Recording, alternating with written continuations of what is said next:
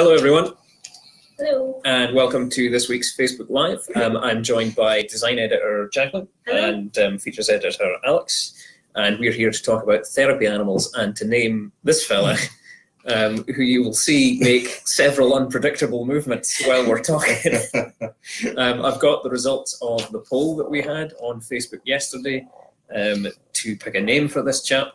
But we'll start with a brief chat about therapy animals in general, I think.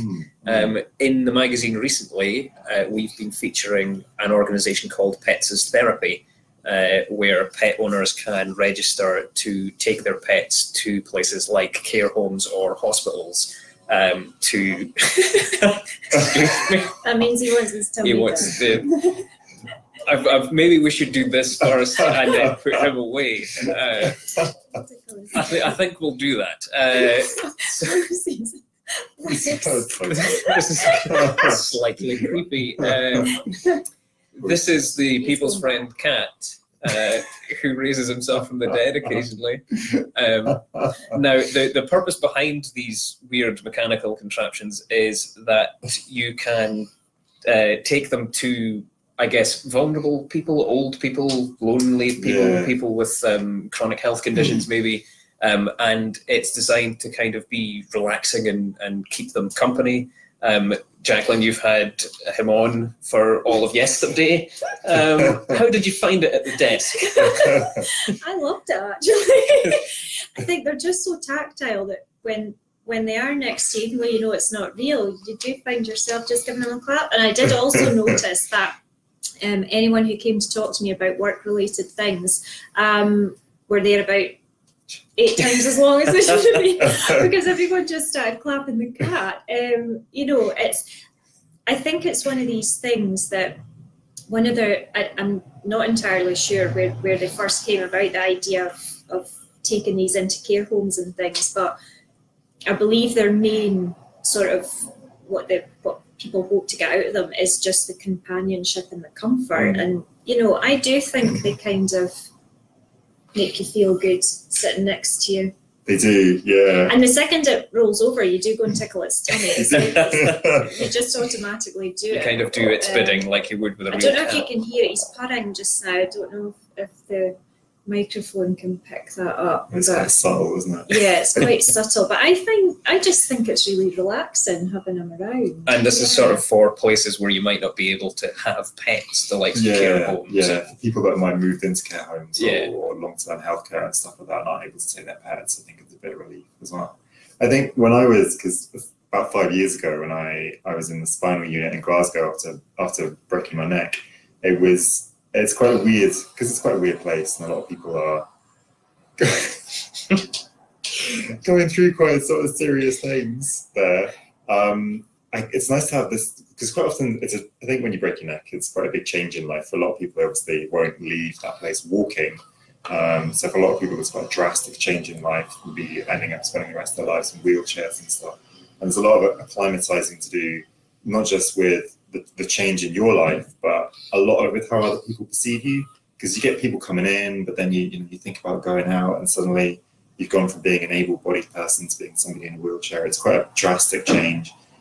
But one of the things that it says in the Pets as Therapy thing, in a lot of places they like the fact that animals don't judge, and not necessarily that people do, but an animal interacts with you whether you're in a wheelchair or whether you're standing. Act any differently. It just makes you feel totally normal, which is a really, really lovely thing. We had a dog that used to come in and just did a little kind of flying visit around the whole unit, and it was just really nice to be around. It's something to look forward to as well for patients, though, isn't it? Yeah, definitely. Especially for the one in Colin, there was a particular lady who mentioned that she'd not been, her pet hadn't come with her into a home or something, and she was really glad to see the dog. Oh, I think people who already have a pet at home who, for whatever circumstances, have to go into hospital, you miss them terribly. Yeah, so you would, wouldn't you? yeah. I remember last year I'd considered This thing is wanting far too much attention. We're going to go to the results of this poll, and then we're going to put this chap away so we can have a conversation about serious things without him mucking around. So yesterday we put a poll on Facebook Whatever. and asked you to choose from a selection of names that we've been receiving for the last couple of months. So the 4 names that we gave you were Marmalade, Snuggles, Keeler, and J. Campbell Purr, which works if you have your accent but not mine. It's named after the People's Friend artist, obviously. The winner was Marmalade with 89 Oh, votes. that's a nice name. The runner-up was J. Campbell Purr, but that was 46 votes, so it wasn't a close run thing either. It was a runaway. So- it suits his colouring as Yeah. well. It certainly Yeah. does. I feel like he looks like a marmalade. Yeah, he does. That's a nice name. Now we're going to turn Marmalade off so that we can start talking about other things. Is it? So before I interrupted you with statistics, Jacqueline, you were going to say something. Just pop him right there. There you go. Bye, He can just watch us. Yeah. No, I was just going to say, about a year ago, I'd considered not training, but taking my dog Buttons in as a Pets Therapy dog.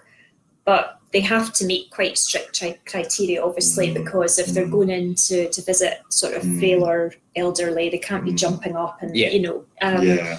all the rest of it. And he jumps up, so, so Immediately that's kind of a disqualified. non-starter. But I still feel like it's something I'd like to look again in future when he's an older dog. I don't think he'll jump up as bit much, and calmer he'll and- just be a bit more chilled. Yeah. Because I think it's a lovely thing to do. Yeah. And sometimes I think it's the initial excitement where he'll jump up, but actually give him 5 minutes and he would be calm again. But I still wouldn't be willing. Well, he wouldn't pass their test anyway because he would jump up on the person who's assessing him probably. But they're very good about. I think they're very good about matching. So you don't really need any experience as a sort of dog handler or anything to sign up, No, do you? They take no. all volunteers, Yeah. and it's obviously, and they're very careful about making sure the environment suits the dog as well, so that it's not too stressful. If it's a dog that's not comfortable around children, they won't ask them to do school visits. And whilst there is a bit of work involved to get there, they're never put into a situation where that dog will find it stressful. So it's they're quite considerate as well, and it's really lovely. They don't charge for people to come out to establishments. You just have to put in a request with them. Whilst they do appreciate donations and stuff, it is a free service, which I think is really cool as well. Yeah, So, no, definitely. Yeah. Yeah, it's been great to read in the magazine, the sort of Yeah. feature. We've been following a dog called Hansy and her owner, I forget the Emma, name. yeah. Emma. And that was through being assessed and becoming a Pets Therapy animal and then going away on visits and things. So it's been quite good to follow that. Yeah, because Emma was originally afraid of dogs. She had one attack her when she was little, and took a while to get over that. And Hansy was obviously quite a gentle soul, so they managed to get on.